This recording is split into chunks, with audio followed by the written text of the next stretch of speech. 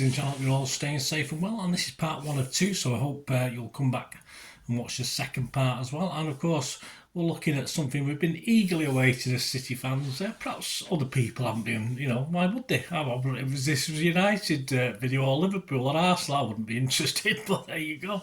It doesn't matter, as long as City fans, as long as a worldwide support of tens and tens of millions, 100 million followers on social media will watch this and enjoy it. So will they enjoy it? Yes, I think they will, but perhaps they could have enjoyed it a little bit more. But we'll have a look at that anyway, because we're going to have a look at parts or episodes 1 to 3 in this part. In this little special I call, I didn't know that, City at the Movies special. Yes, I've not had a City at the Movies for a while. So this is Together, the Treble winners. So join me as I have a quick look at it, and also some personal observations I've sort of added to this, where they've missed bits and pieces out that I wouldn't have minded seeing added to the actual series itself. Please, if you're new to the channel, push that subscribe on for everything City past and present, of course. This borders on my movie reviews as well. You'll see lots of film and TV stuff, but a bit of both this one, but of course mainly in the City camp this one. And of course, if you can, push those buttons, subscribe, tell your friends if they're not already aware of the channel, and of course give us a little like for this, it'd be much appreciated. Yeah, 6 episodes, so I'm looking at the first 3. They're anywhere between 42 and 55 minutes up to now, so they do vary. We'll have a look at that. Score-wise, yeah, it's only 61 scores on Internet Movie Database, and it's getting 9 out of 10. So all the City team have been on this, and City fans, I'm sure, will give this. I might even go on and give it a 10 just to push it up. Why not? Nothing like cheating.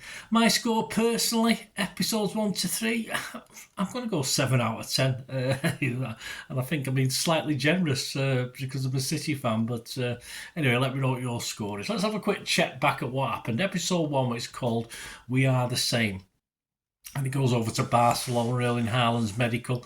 We have to win the Champions League, he states. Yes, we do. 24th of May. Welcome to Manchester, Erling. 10th of July, yeah, on a personal basis, nothing on the players' presentation. Of course, Erling was at that with Haaland and Ortega at the Etihad. We'll talk about Calvin in a minute. So nothing on that one. 22nd of July, the first day back, and it goes to Calvin, who was so happy and so keen and so can't wait to get going. His dream is fulfilled. Such a shame, really. We should have known better, as I said, with that meet the players presentation. He was actually poorly, so he couldn't go to it that night. So it wasn't a good start. The bad omens were there already, weren't they?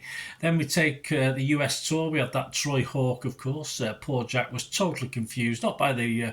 I think he was confused by the word symmetrical, wasn't he? He got a symmetrical face, I think he said to him, or something like that. I think Jack just didn't know what symmetrical meant, which is fair enough, but there you go. Then he went over to the Houston training camp. They had the initiation songs, yes, that they had to sing, all the City players. Ortega was Sweet Carolina. I couldn't really hear his voice amongst all the others joining in, so I can't really give you a score out of 10. I'll say none out of 10 for Ortega. I couldn't hear him. Alvarez sang Despacito in Spanish. I'll give him 1 out of 10 for that. Don't give up his day job, Julian. Haaland sung a hero. I thought it was all right, actually. He said his moves are a bit stiff, like when he's on the pitch, but 7 out of 10. And Calvin, who thought he was the best singer, I'll give him 6 out of 10. I'm not too sure what the song was. I did recognise it, but I couldn't get the title of it. Then it's on to Community Shield, of course, against Liverpool. 30th of July, I was there that day. On a personal note, we sold our 14,024 allocation out very reasonably quickly by the 22nd of July. Atmosphere that day with the City fans was tremendous as well. But Pep just said he'll work them harder after that defeat, so that was nice to know for the players. Training in the sun, Pep was having some fun as well. Of course, still remembering the final day victory against Villa the season before. 7th of August, it was West Ham away. We're off and running with a victory, of course. 12th of August, on a personal basis, we did get the launch or the announcement of a new redesigned concourse in the South Stand. Of course, we'll witness that when we went the next day, but I liked it. It might have been worth at least a few seconds comment. 13th of August, City versus Bournemouth. Lights, music, goal, says Pep, as he shows the title-winning game against Villa prior to this game against Bournemouth to motivate the players. I thought that was a nice touch. An easy win against Bournemouth. 16th of August, yes, Sergio Gomez, a young City fan, arrives at the club. 21st of August, it's Newcastle against City. Gundogan giving a sort of team talk. Yeah, one or two players took turns at this. Congratulations from Pep after coming from 3-1 down to 3-3. So he was reasonably happy in the changing room after. 25th of August, the Champions League draw. Some highlights of our heartbreaks. I didn't see anything on Fenerbahce though, so must have forgot about that one. Personally, yeah, nothing on our trip to Barcelona to play that friendly that a lot of people thought we shouldn't be going over to play. And of course, there was a lot of speculation on Bernardo moving to Barcelona at the time, and this is the sort of thing that this programme misses out. These sort of little things going on in the side. It's very much on the football, and that's all it is, which is okay. But unless you're a non-City fan, it probably lacks a little bit of depth for me. 27th of August, City versus Palace. 2-0 down, a sombre dressing room at half time, a sombre stands at half time. Bernardo says it's all about heart and energy rather than tactics, as of course we come back to him 4-2 with a Haaland hat-trick, his very first of course. In training after that game, Pep discusses attacking opponents' set pieces, which of course Palace scored both their goals from set pieces, and you can see in training they were working on defending that on the training pitch. Akanji, a late signing, and 2 days later his son was born. Exciting times for him. On the 31st of August, Haaland's first player to score in consecutive halves of games. Of course, last time it was the second half, and this time it was the first half. 2 for Alvarez in a 6-0. So Haaland, first player to score in consecutive halves, a hat-trick in consecutive halves. So that was nice. And a 2 for a happy Alvarez. Noel gets everywhere. Gallagher gets his first appearance. Only one so far in the first 3 episodes. I'm sure he might appear again. Akanji's settling in very quickly in training. He's used to this sort of football, he says. 3rd of September, personal note, we dropped 2 points at Villa, which is a bit of a blow, but no mention of that, even though it's football based, of course. There's some of the FA Cup games they missed out as well, and Carabao Cup games. 6th of September, it's Sevilla away. The Akanji debut, a nice 4-0 win. 8th of September, on a personal note, rest in peace, Queen Elizabeth. Yeah, no, I didn't particularly see that, but I wanted to add that anyway. 14th of September, Dortmund at home. Stones equalises. He made himself, he said, but he amazes himself how hard he hit it. He couldn't think he could hit it that hard. Classic Haaland goal, one of the most beautiful I've scored, he said, in my life. It wasn't bad, was it, for the big lummox? Of course, it ended 2-1. And Pep Erling's goal, of course, reminded him of Johan Cruyff. So high company there. Pep not totally satisfied, though, after sluggish at times, he said, but finishes with the words, "I'm so happy." So he was all right. And then he just leaves the dressing room. I like that. He just walks out. 17th September, Wolves away. Grealish happy to score in the Midlands, of course. He gave Wolves fans a clap after the game. Yes, we know why. Episode 2, yes, we have to take responsibility. 2nd of October, the derby. It's 4-0 at half-time. Pep said, "I cannot say it's bad, but it's not perfect." What does he want? Well, it ended up even less perfect. Only 6-3 in the end. Pep gets a picture taken on his phone with the squad in the changing room anyway. He seems in good spirits. Bernardo, his future Mrs. John the dog. And also he gets a new dog called Charles. That's a good name, isn't it, Charles? Fought like cats and dogs, or dogs and dogs. I can't make my mind up at first, apparently, but now they love each other. The 5th of October, we beat Copenhagen 5-0. 7th of October, on a personal note, City slapped with a £260,000 fine by the FA for pitch invasion against Villa last season. 8th of October, City win 4-0 against the Saints. Camaraderie and fun in training. Alvarez, it's great to live in the world of City. It certainly is, mate. Yeah, well, I suppose you're new to it, aren't you? Mr. Chuckles, Scott Carson and Gundo have a wrestling competition. I think they got a bit feisty, got a bit naughty, but they seemed okay after. But I don't think Gundo was too keen on a rematch anytime soon. 1st of October, Copenhagen 0, City 0. Pre-Liverpool folding extends and we meet Ronnie. I'm sure it won't be the last time. I'm sure it'll get noisier as well than this little shy version that we saw. 16th of October at Liverpool, Pep to the players, if you see a problem, solve it. Pep paces the empty dressing room just before kick-off. He does get wound up before these Liverpool games, doesn't he? City goal robbed by VAR, and Cancelo doesn't do his job as Salah scores and Liverpool win 1-0, and our unbeaten run in the league comes to an end. Pep animated, angry, but not particularly at the performance. Ballon d'Or in Paris, Sedes enjoys his time, a Yashin Award, and he can't tie a tie apparently, so I don't know where. Do they not wear ties in Brazil? Club of the Year, Little City, of course. Earl and the bonsai tree in the physio room. There we go. So bonsai tree in the physio room. Stonesy, you got to water the bonsai. Just get all that zen, get all that feeling of joy in the when you're having your leg refixed and stuff like that. 22nd of October, Brighton, home 3-1 at KDB eyeliner. Well, it's not eyeliner, he's got a black eye after an early incident in training with a ball in the face. Rodder's the best ping-ponger. There you go. Rodri's good at most things, isn't he? 25th of October, Dortmund away. Haaland off at half-time. Was suffering with a knock, but also had a touch of flu, as did João Cancelo, who sat there shivering with a towel around him. Also played with flu. 0-0, but we manages to finish top of the group with that 0-0 scoreline. The 29th of October, I was there that day. A great free kick from KDB to give us a narrow win at Leicester. 2nd of November, Sevilla at home, 3-1. And old Rico scores, or young Rico scores. 5th of November, Fulham home, Cancelo off, not happy. 10-man City win 2-1. Haaland, of course, with that last-minute winner from the spot, admitting it was one of the most nervous he's ever been before that last-minute spot kick. Pep was happy, but he says we can't make these mistakes in big games like the Champions League. Learn from it. Probably did eventually, but not straight away. 12th of November, match before the World Cup break, of course. A must-win to put us all in a good mood versus Brentford. Yes, and Brentford nick it 2-1. Pep obviously angry. You could see that from his body language, but no comment really during the dressing room after the game. He just wished them all good luck in the World Cup. Episode 3, I want my Warriors. That's what he asks. It's World Cup time and Pep extends. Happy days.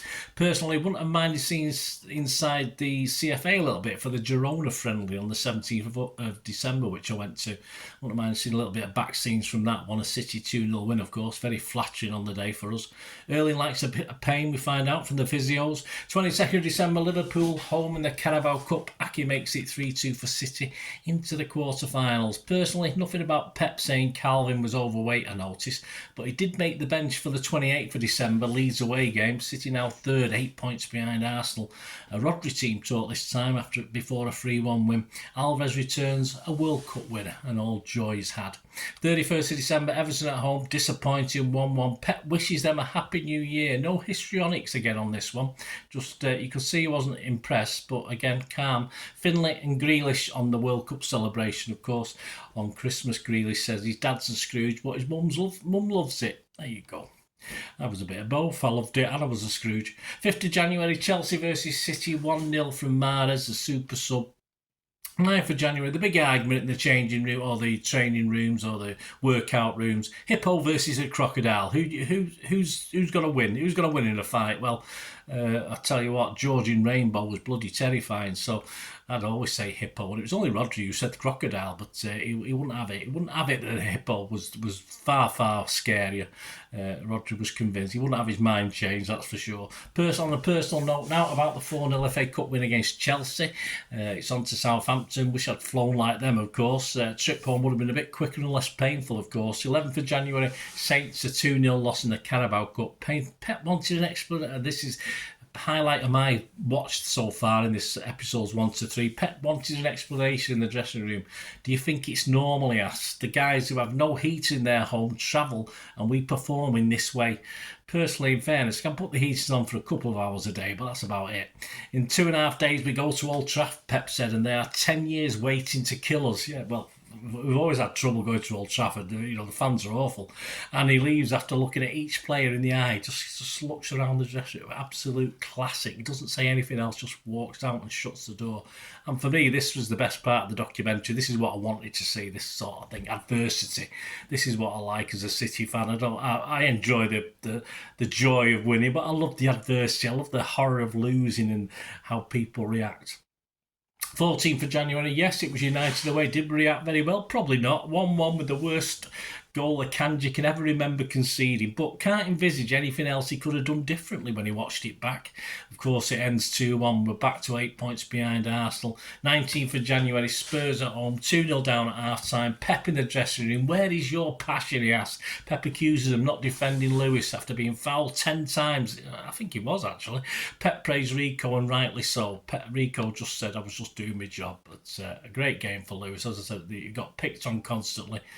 Pep was angry. No one seemed to be wanting to defend him, but it ended up in the right way for us anyway. 4-2 for City, so we'll take that.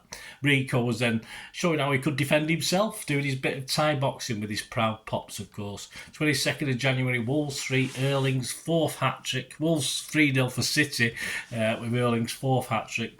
Personally, we march on in the FA Cup beating Arsenal, of course. He was still top of the league, all right, but it's the FA Cup, but no mention of this. Very odd.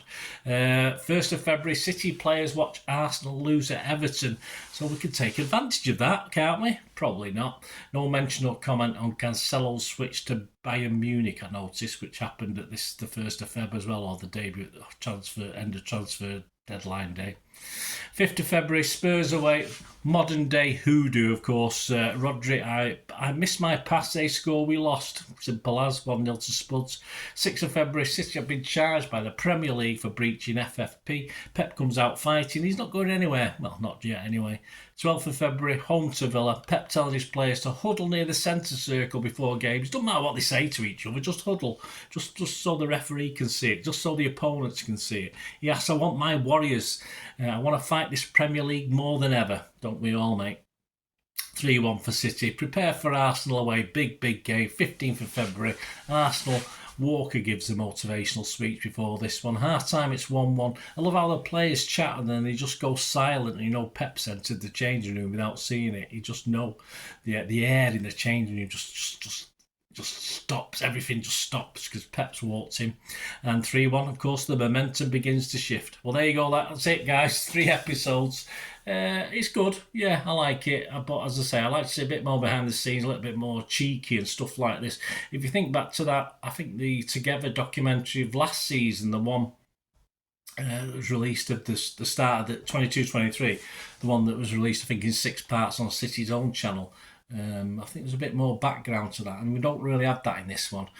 I think the last 3 episodes may get a little bit more goosebumpy as far as football's concerned, but it doesn't feel as gritty as it could be for me. And I don't think there's a lot to appeal to non-City supporters. It's great for us, of course it is, but you know, if I was watching something, say, on Leeds, I don't particularly want to watch the games. I want to see what's going on behind the scenes. You know, when they had their Sunderland had one, didn't they?